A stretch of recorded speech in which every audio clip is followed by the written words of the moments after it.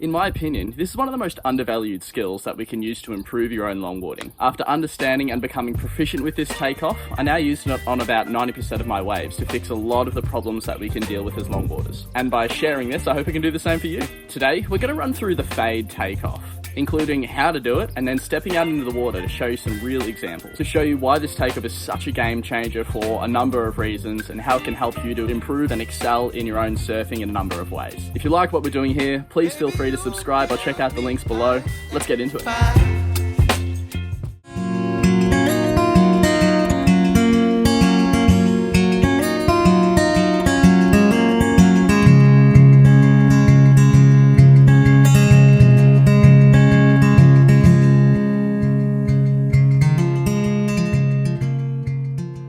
So before we hit the water, what we're going to do is do a little bit of a breakdown on land of how do we do the fade takeoff. I think this is an exceptional turn and a great way to start your wave for a number of reasons. One of the things I really wanted to quickly speak about is the difficulty positioning in the pocket on a longboard versus a shortboard. In a shortboard, you might see that the fade takeoff isn't really used. It's very rarely used. The shortboard inherently has a less likelihood of nosediving in critical sections when we're taking off, and so you can take off right in the pocket.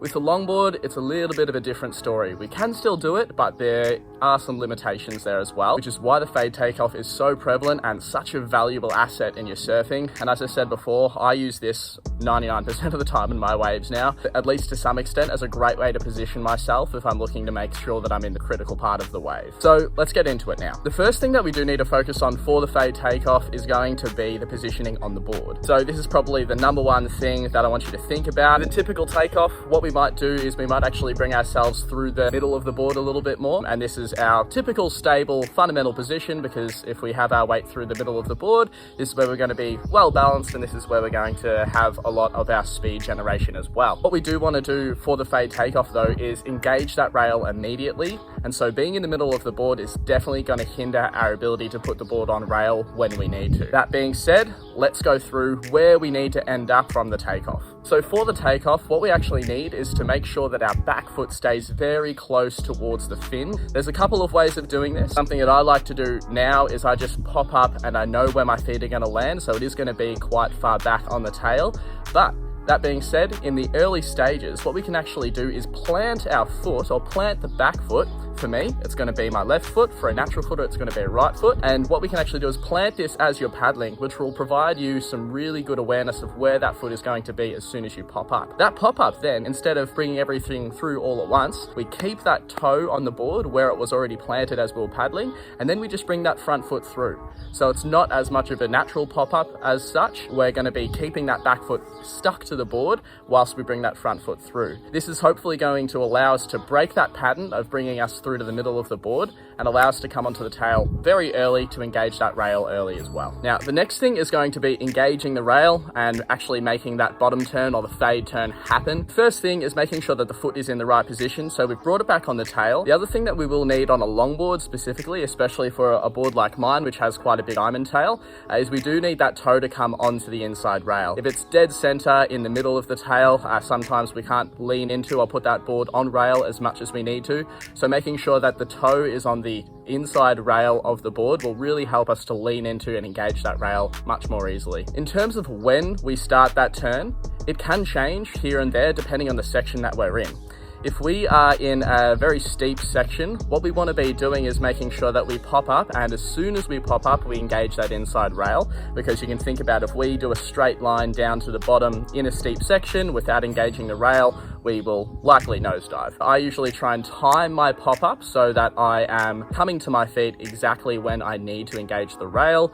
I don't see much of an advantage of standing up before that. So to engage the turn, let's also talk about what the upper body is doing. I like to think about making sure that I'm looking to where I want to go. So eyes are up and looking across the direction that I want to be turning to. And then for the upper body, I actually keep the upper body quite low. So instead of popping up and standing up really, really tall, putting weight onto the back foot to engage the turn, I actually keep everything low and compressed. And I love how this feels, to really feel how I can engage the rail and extend and draw out that carve.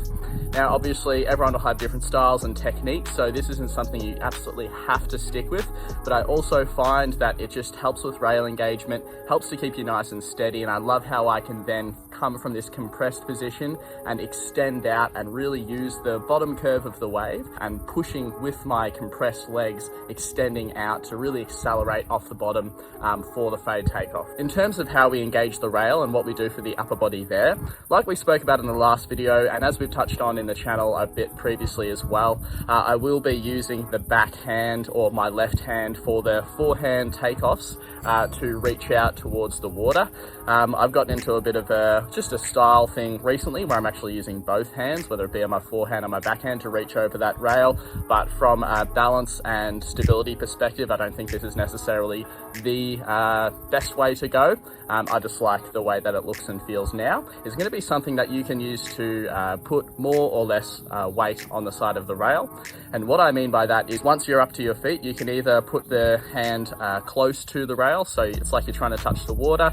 If it's close to you, then obviously you're not leaning or putting your center of mass too far over the side of the rail, and so it won't turn quite as much, versus a more high-speed section where you are wanting to place your hand a bit further out to really bring your chest and upper body over the side of the rail more significantly, which will then place the board more on rail, and you'll be able to engage a much more extended, drawn out and fast turn, given that the section is appropriate for it. Okay, so once we've begun the turn and we've stood up and we're in the right position, we've engaged the rail, we want to make sure that we're coming up the face of the wave and accelerating, essentially setting up for our next position, for our next maneuver. After the bottom turn or after the fade takeoff, as we're accelerating out of the bottom turn, I do like to walk 2 steps through to the middle of the board, whether we are going to the nose or whether we are doing a turn, to really harness and use that acceleration from engaging the rail. We can then come into set our line after that as well by coming into the middle of the board. So I hope that's a helpful little breakdown. What we're going to do now is show you some examples from a session I'm about to have in the water. I think it's really, really helpful and useful positioning wise for us as longboarders. So let's head out into the water and give that a bit of a practice.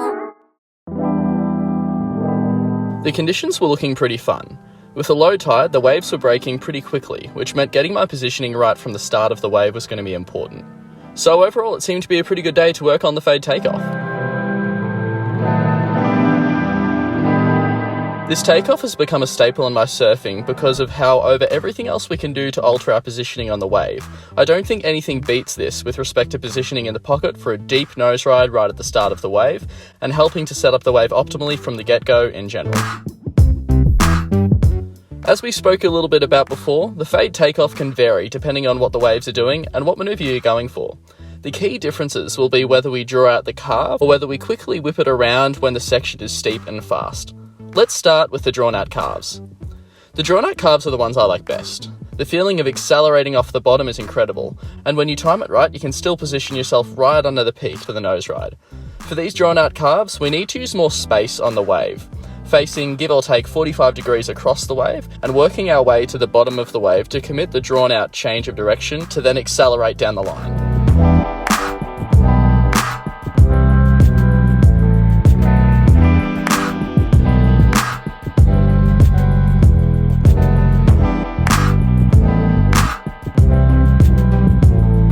The other example is where we complete a quicker change of direction. These are often used when we're in a very steep part of the wave and can be used as a stalling maneuver, where the sudden change of direction pushes water and forces the board to be stalled. For this, we often don't use the bottom of the wave, instead quickly turning in the top half of the wave to allow the board to stay high and stall in the top third so we can rush straight to the nose. This often takes a lot of practice, but can be a big advantage to some critical nose ride positioning once we get it down pat.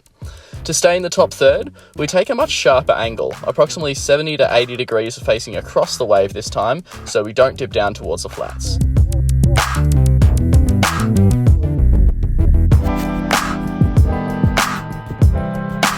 As we spoke about before, it's crucial we engage our feet on the tail and don't jump through to the middle of the board.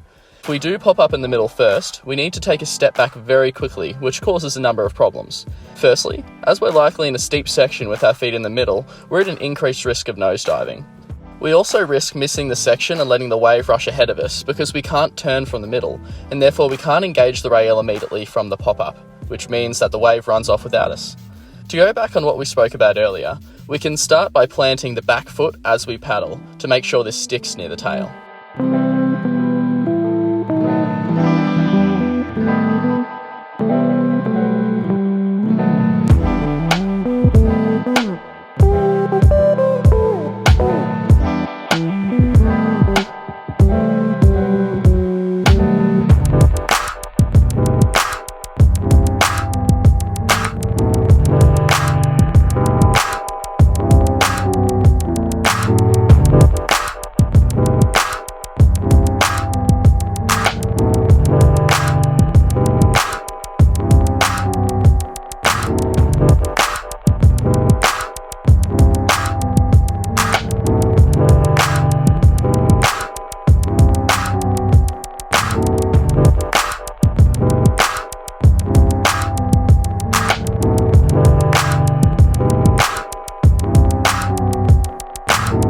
Thanks very much for watching, guys. If you have any questions at all, please leave them in the comments below. It would be great to have a chat.